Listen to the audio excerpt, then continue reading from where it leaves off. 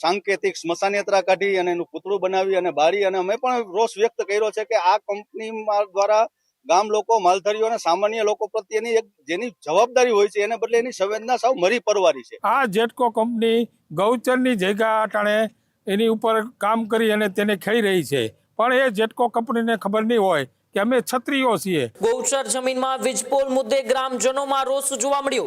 ખેડૂતો અને માલધારીઓએ કંપની સામે વિરોધ નોંધાવ્યો। જેટકો કંપનીની પ્રતિકાત્મક સ્મશાન યાત્રા પણ કાઢી ગ્રામજનો અને માલધારીઓએ ભેગારીને છાજિયા પણ લીધા।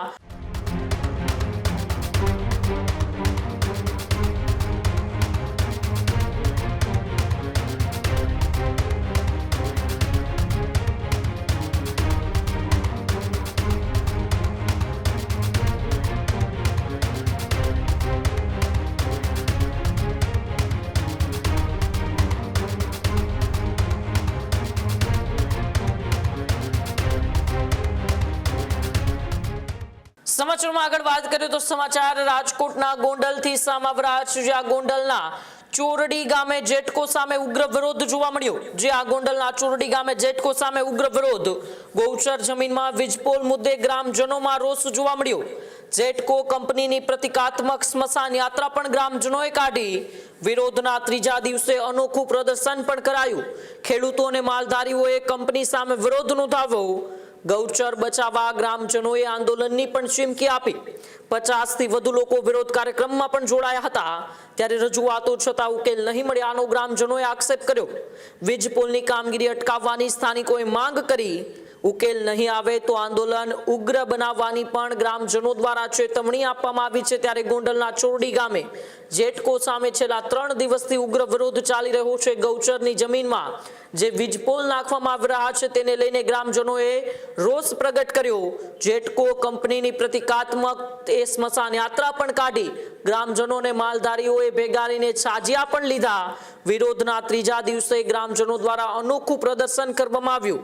ખેડૂતો અને માલધારીઓએ કંપની સામે પોતાનો ઉગ્ર વિરોધ નોંધાવ્યો છે। ત્યારે ગૌચરની જમીન બચાવવા ગ્રામજનોએ જો આવનારા સમયમાં જેટકો કંપનીના વીજપોલ નાખવામાં આવશે તો ઉગ્ર આંદોલનની પણ ચીમકી આપી હતી।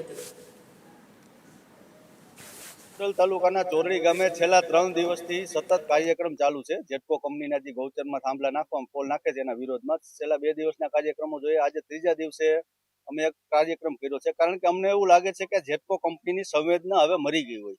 ખેડૂતો પ્રત્યે, ગામ લોકો પ્રત્યે, માલધારીઓ પ્રત્યે જેટકો કંપનીને જાણે કોઈ સંવેદના જ ન હોય। તે અનુસંધાને આજે અમે જેટકો કંપનીના સ્મશાન યાત્રા કાઢી, સાંકેતિક સ્મશાન યાત્રા કાઢી અને એનું પૂતળું બનાવી અને બાળી અને અમે પણ રોષ વ્યક્ત કર્યો છે કે આ કંપની દ્વારા ગામ લોકો, માલધારીઓ અને સામાન્ય લોકો પ્રત્યેની એક જેની જવાબદારી હોય છે એને બદલે એની સંવેદના સાવ મરી પરવારી છે। તો તેના વિરોધમાં સમસ્ત ચોરડીના ગ્રામજનો એકઠા થઈને આજે સાંકેતિક સ્મશાન યાત્રા કાઢી અને તેમની ઠાઠડી બાળવાનો કાર્યક્રમ કરવામાં આવ્યો। જો એટલું કરવા છતાં અને પ્રિન્ટ મીડિયા બધે એટલા કાર્યક્રમો દેખાડવામાં આવે છે છતાં કંપનીને પેટનું પાણી પણ હલતું નથી। તો અમે આ કહેવા માંગીએ છીએ કે આ કંપની કેવી નિષ્ઠુર થઈ ગઈ છે કે સામાન્ય લોકો છેલ્લા 2 દિવસથી અમને આ જેટકોના અધિકારીઓ દ્વારા ગોળ જવાબ આપવામાં આવે છે।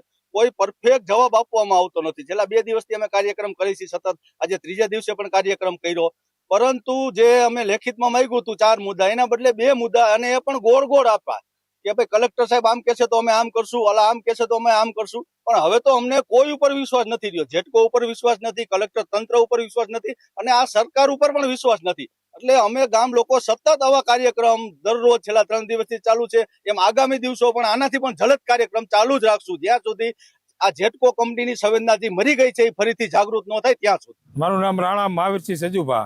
આ જેટકો કંપની ગૌચરની જગ્યા અટાણે એની ઉપર કામ કરી અને તેને ખાઈ રહી છે, પણ એ જેટકો કંપનીને ખબર નહીં હોય કે અમે ક્ષત્રિયો છીએ। ક્ષત્રિયો ગાયો માટે થઈને માથા પણ આપ્યા છે। અમે જલદને જલદ કાર્યક્રમ અમે આપશું। શા માટે કે ગાયો માટે થઈને ત્યાં શરૂઆત એને ગૌચરથી જ કરી, બીજે કાં ન કરી, ગૌચર માટે કરી એટલે અમે લોકો નીકળી પડ્યા છીએ।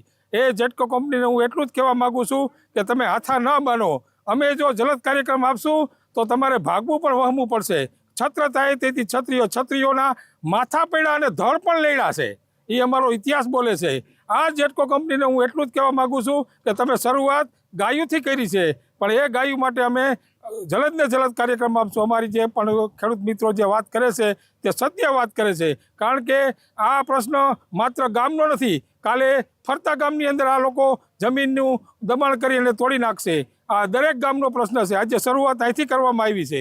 કાલ સવારે પાટીદાર જાય, ગુમતા જાય, ફરતી જાય. શા માટે આ લોકોને એટલી નહીં ખબર હોય કે આપણે ગૌચર ખેડી રહ્યા છીએ? શા માટે મોટા મોટા અધિકારીઓ, મોટા મોટા રાજકારણીઓની જમીન નથી લેતી? કારણ કે ત્યાં એને નડે છે. તે દૂર કરવા માટે હું અપીલ કરું છું. દરેક ગ્રામજનો આની અંદર સાથ સહકાર આપો એવી હું આશા રાખું.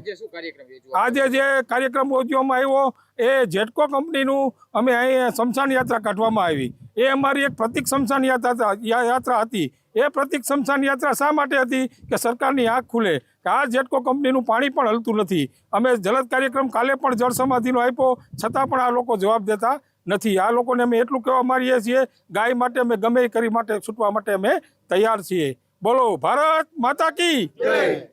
ખેડૂત ભાઈઓ છે ખેતરમાં ડ્રોન ઉડાવતા હોય છે ત્યારે આપણે એક પ્રશ્ન સતાવતો હોય છે કે જે આપણે અત્યાર સુધી જીપીએસ ટેકનોલોજી વાળા ડ્રોન વાપર્યા છે, જેથી કરીને મોબાઈલ ટાવર છે અથવા તો હાઈ ટેન્શન લાઈન પસાર થતી હોય, કોઈ વૃક્ષો હોય, ત્યારે જે જીપીએસ ટેકનોલોજી વાળા ડ્રોન છે એમાં ટકરાય અને ટ્રેસ થાય છે. પણ એગ્રીવન લાવ્યું છે GNSS ટેકનોલોજી ડ્રોન, જેથી કરીને એ ડ્રોન છે એ કોઈ જગ્યાએ ટકરાય નહીં, પોતાની રીતે જ ડિસિઝન લે છે અને મૂવ થઈ જાય છે. જેથી કરીને GNSS ટેકનોલોજી ડ્રોન છે એ વાપરવાનો આગ્રહ રાખો.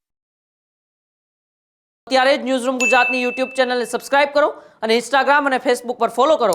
અપડેટ રહો, સત્યની સાથે રહો.